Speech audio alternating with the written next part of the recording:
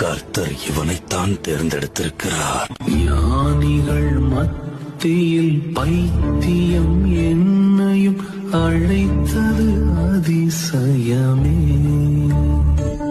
நான் இதற்கான பாத்திரன் அல்ல, இது கிருபையே வேறொன்றும் இல்லை. எபினேசரே, எபினேசரே, இந்நாள் வரை சுமந்தவரே. எபினேசரே, எபினேசரே. நானும் அபிஷேக ஒலிவமரம், மாலயத்தில் நடப்பட்டவன், உம் சமூகத்தில் வாழ்கின்றவன்,